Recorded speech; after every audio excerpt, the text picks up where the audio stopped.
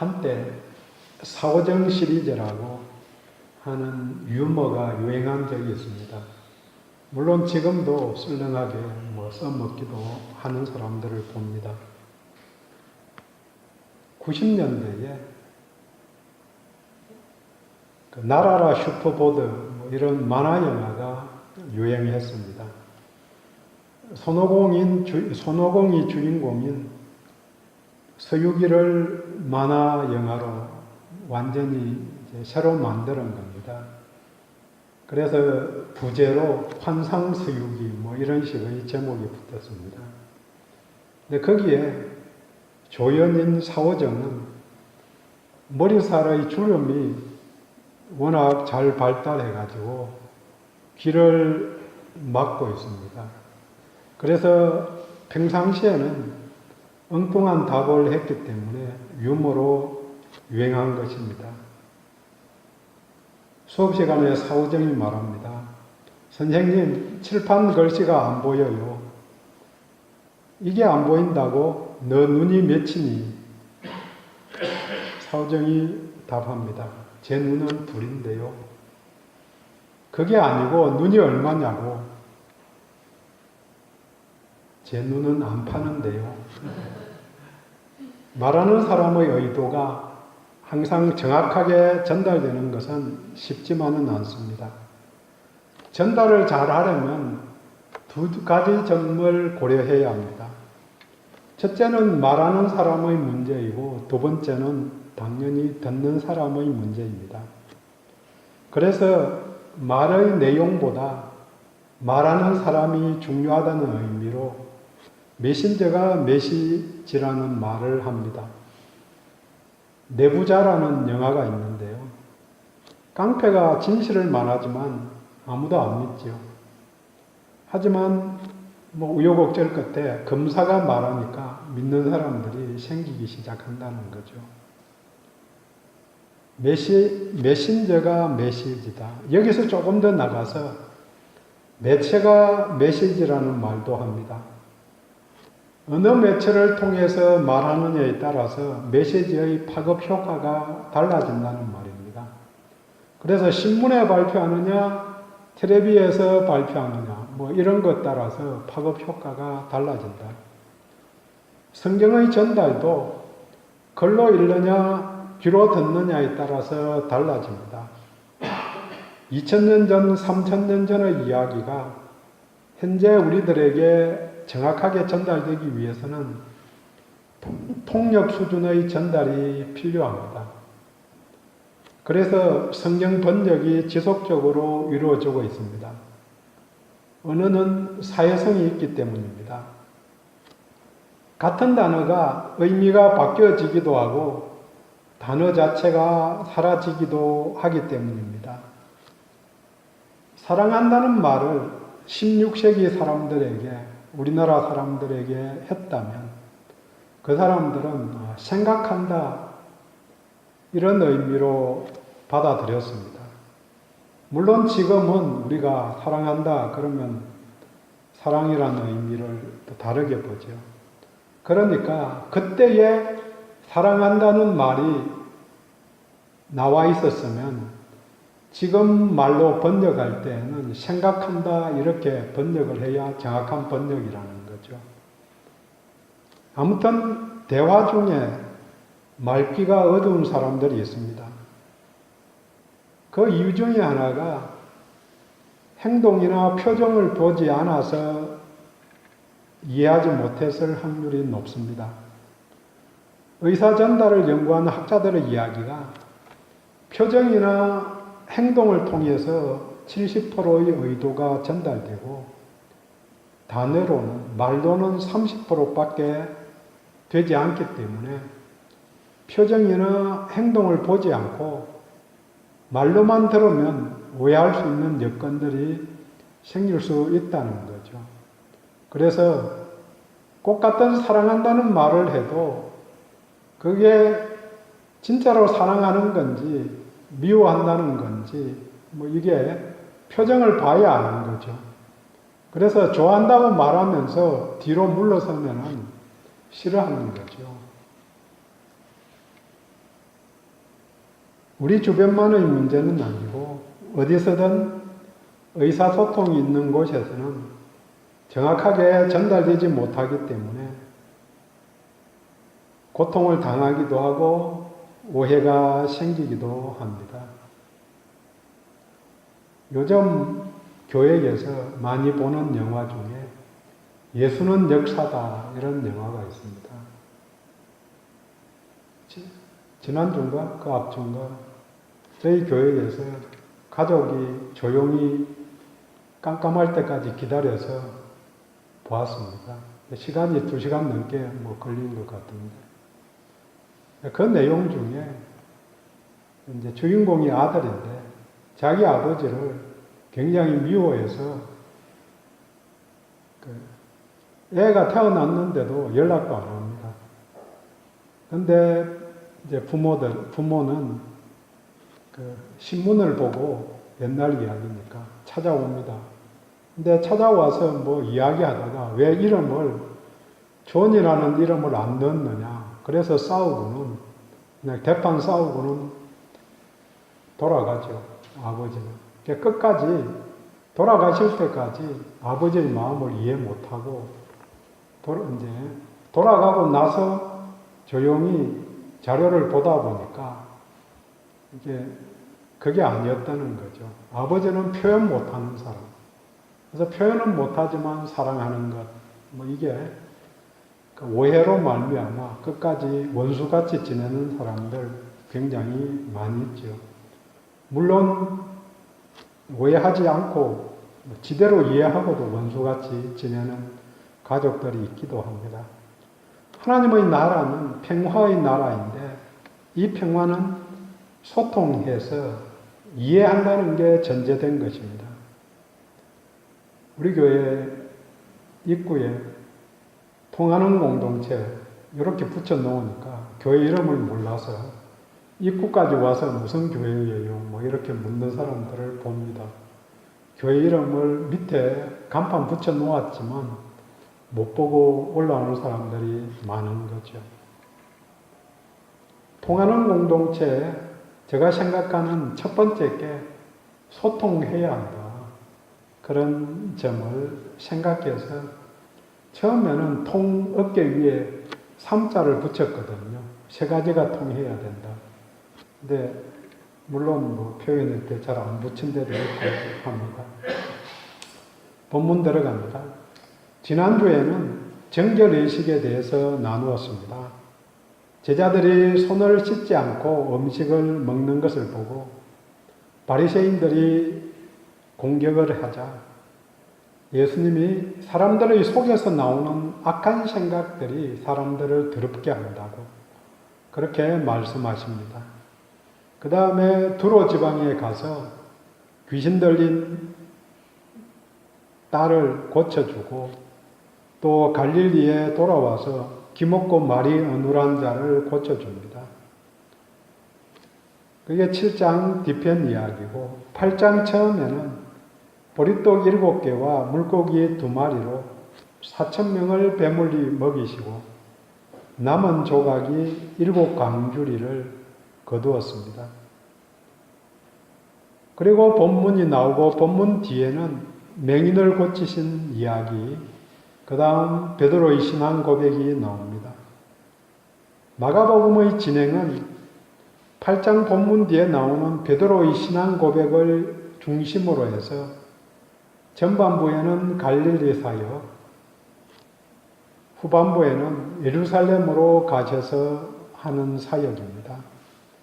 물론 후반부 9장부터는 십자가를 향해서 나아가고 있는 그런 내용으로 전개됩니다. 오늘 본문에서 제자들이 18절에 보지도 못하고 듣지도 못한 자들이기 때문에 본문 바로 뒤에는 맹인을 고치는 이적이 있습니다. 왜 눈먼 자를 고쳐주느냐? 제자들조차도 눈이 멀었다. 왜 말 못하는 벙어리를 고쳐주냐? 다 벙어리 같다. 칠병이어 전에는 기먹은 자를 고쳐서 제대로 듣게 하시고, 또 그 이후에는 눈먼 자를 고쳐서 제대로 봐야 한다는 걸 알려줍니다. 제대로 보고 들어야 한다. 본문은 제자들의 실상을 정확하게 보여주면서 동시에 제자들이 나아가야 할 길을 보여줍니다. 이 점을 정리하면서 한자 사자성어 세 개를 연결해 보았습니다. 고등학교 국어 시간입니다. 예수님과 제자들이 한 마음이었고, 또 제자들이 3년 반씩이나 예수님과 함께 하였으니 이해할 것 같지만 본문의 상황은 반대입니다. 관련된 사자성어 첫 번째, 제일 먼저 볼 수 있는 게 동문서답입니다. 15절에 예수께서 경고하여 삼가 바리새인들의 누룩과 헤롯의 누룩을 주의하라. 이렇게 예수님이 말씀하셨는데 16절에 제자들의 반응, 서로 이는 우리에게 떡이 없음이로다. 이렇게 반응합니다. 예수님은 누룩에 대해서 말하는데 제자들은 떡에 대해서 이야기하는 거죠. 제자들의 입장에서는 빵에 정신이 팔려 있었기 때문에 누룩이라는 말만 들으면 밀가루를 반죽해서 빵 만들 생각을 한 것입니다. 우리 서집사님이 빵을 맛있게 잘 만들어서 한 번씩 맛있게 잘 먹는데요.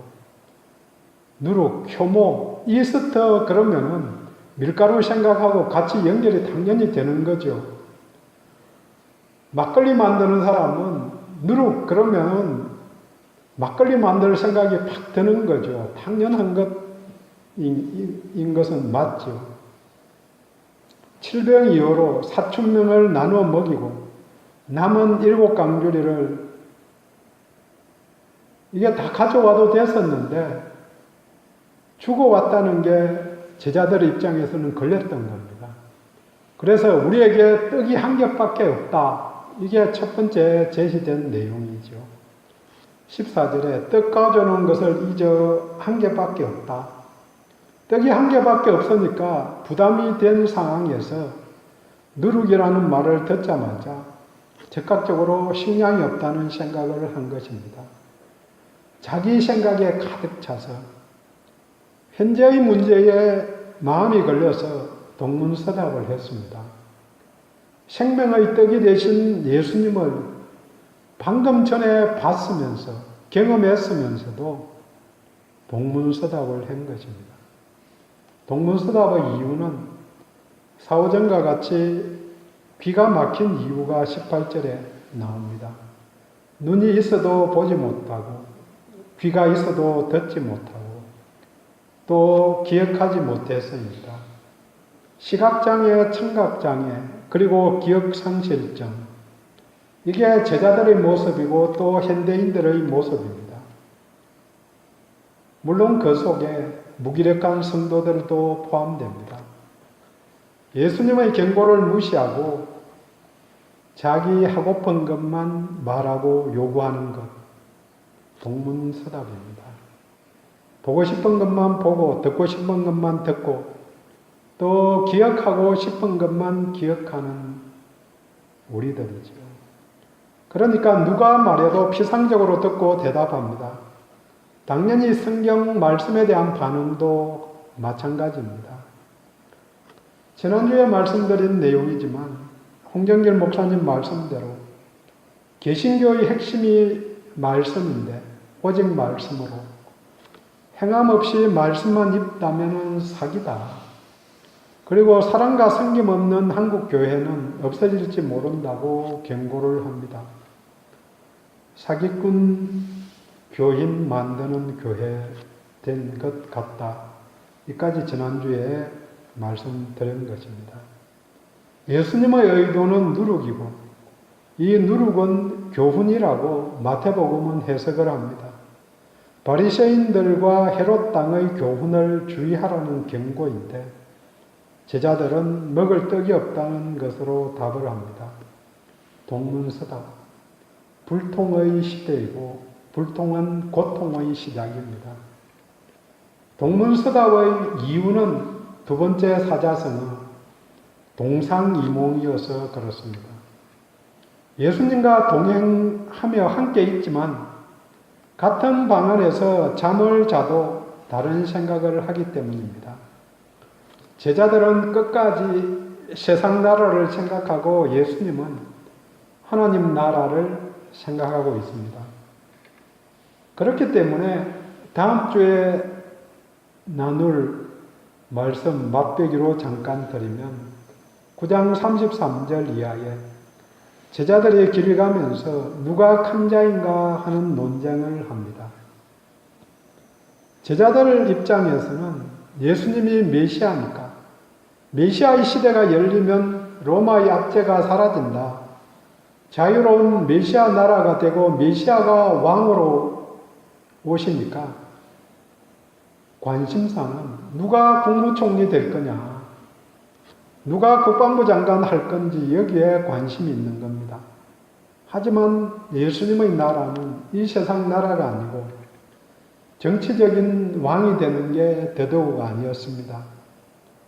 제자들은 헤롯의 나라보다 나은 로마와 같은 가이사의 제국을 만드는 게 소망입니다. 예수님은 31절, 8장 31절과 같이 십자가를 지고 고난을 당하여 돌아가시지만 삶을 살아나서 하나님 나라의 왕이 되는 것이 소망입니다. 동상이몽의 이유는 17절입니다. 아직도 알지 못하느냐, 깨닫지 못하느냐. 오병이어 칠병이어 수천 명을 먹이고 남은 그런 이적을 보면서 보여주시고자 했던 의도는 떡이 문제가 아니다. 먹고 사는 게 문제가 아니다. 못 먹어서 죽는 것, 죽을 수도 있죠. 수천 명이, 수만 명이 지금도 굶어 죽는다고 이야기를 하니까. 하지만 한 번 죽는 거는 굶어 죽거나 나이 들어 죽거나 아파 죽거나 어떻게 죽어도 죽는 거죠. 영원한 삶의 가치를 봐야 하는데 경제적인 부분이 문제가 아니고 핵심 가치를 정하고 보고 나아가야 하는데 받아들여야 할 교훈이 있고 받지 말아야 할 교훈이 있는데 그걸 봐야 하는데 못 보는 거죠. 21절에 아직도 깨닫지 못하느냐? 아직도 깨닫지 못하느냐고 말씀하십니다. 우리들에게도 같은 말씀을 하십니다. 내용을 알고 모르고도 중요합니다. 하지만 그대로 안 살면 모르는 거죠. 내가 당신을 믿습니다.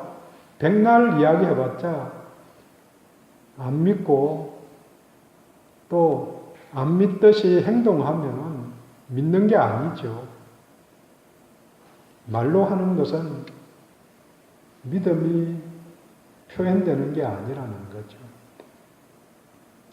갈 길이 다르고 꿈이 다르고 가치관이 다르기 때문에 동상이몽으로 나타나게 된 것입니다. 물론 동상이몽이기 때문에 처음 나눈 동문서답을 당연히 하게 되어 있습니다. 이제 동상이몽을 벗어나는 길을 나눕니다. 그 답이 동고동락입니다. 진실한 마음으로 함께하는 것입니다. 참된 공동체는 동고동락입니다. 아들이 5인 가정 이야기가 있습니다. 형이 장손인데 아들이 한 명도 없으니까 한 명을 양자로 달라고 합니다. 그래서 부부가 의논을 합니다. 누구를 보낼까? 5명 중에 한 명을 뽑아야 하는데. 그래서 생각합니다. 부부가 의논을 합니다. 큰애는 그래도 우리 집 장남인데 못 보내지. 둘째 애는 두 번째 애들이 대충 더 똑똑합니다. 영악하다고 표현하는 것도 맞고. 제가 어릴 때 보면 우리 집도 제가 첫째라서 조금 우둔하고 둘째는 영악하게 눈치 빠르게 잘 사는데, 근데 둘째자 막내가 요새는 많아가지고 조금 또 다르기는 하지만, 둘째는 재주도 많고 크게 될 놈이니까 이거 보내기가 참 아까운 거죠. 그래서 둘째는 넘어가. 그래서 그냥 막내를 보내볼까 그랬더니 저 어린애를 누구 집에 어떻게 줘. 그 다음에 셋째를 쳐다보니까 쟤는 싹싹해가지고 부모가 나서기 전에 먼저 청소도 해놓고 이거 다 해놓는데 저 예쁜 걸 어떻게 보내. 이제는 넷째가 남았는데 넷째는 몸이 아파서 이게 지대로 뭐 활발하게 운동도 못하고 거동도 못하는데 저 아픈 애를 우리가 돌봐줘야지 형님 집에 어떻게 보내. 밤새 고민하다가 못 보냈다는 이야기가 있습니다. 5 손가락 깨물어서 안 아픈 손가락이 없다고 이야기합니다. 어려워도 단칸방에 17명이 함께 지냈는데 이전에는, 요즘은 동고동락 하지 않으려고 합니다. 물론 동락, 함께 즐거움은 가족들이니까 누리려고 그렇게 할 것입니다. 하지만 괴로움은 같이 나누지 않으려고 하는 것, 나 혼자 탈출하려고 하는 그런 세태입니다. 그래서 힘드니까 애 놓고는 아무 때나 뭐 버려두고 가고 뭐 유기하고, 그래서 애 넣는 바구니 만들어 놓고 거기라도 넣어 놓으라고 뭐 그런 운동도 하고 있는 것 같습니다. 예수님을 따르는 자들이 고난이라는 말을 듣자 흩어집니다. 그때 예수님이 제자들에게 묻습니다. 너희도 가려느냐? 너희도 갈 거냐? 제자들이 답합니다. 영생의 말씀이 주께 있사오니 우리가 누구에게 가오리까? 영생의 말씀이 주님께 있사오니 여기에 목숨을 걸었기 때문에 어려움도, 물론 도망가고 뭐 이런 일도 있지만 이게 감당이 되는 거죠. 더 높은 가치관, 이걸 가지게 되면은 자잘한 것들은 넘어가게 되는데, 요즘 사람들은 자잘한 일에 너무 목숨을 거는 경향이 있습니다. 그래서 열심히 싸우는 거죠. 예수님께서 내 십자가를 져야 한다. 함께 십자가를 져야 한다. 그러면 영광의 자리에 들어갈 수 있다고 말씀하십니다.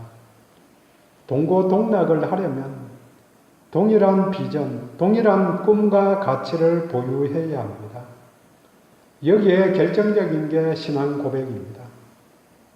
본문 뒤에 맹인을 고치신 이야기 나오고 다음에 가이사라 빌립보로 가는 길에서 베드로가 신앙 고백을 합니다. 맹인된 눈이 떠져야 신앙 고백이 나옵니다. 귀가 열려야 신앙 고백이 나옵니다. 이 신앙 고백은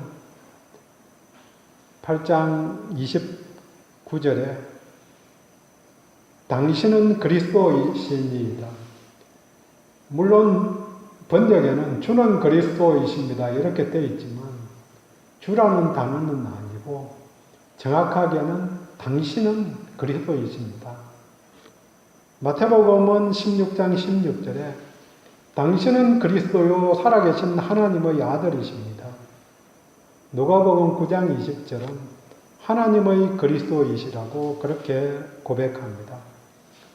메시아에 대한 정확한 인식이 십자가를 같이 지게 만들고 또 동고동락하게 도우며 동상이몽을 깨게 만들며 동문서답을 탈피하게 만듭니다. 그러면 무엇이 이 고백을 할 수 있게 만들까요?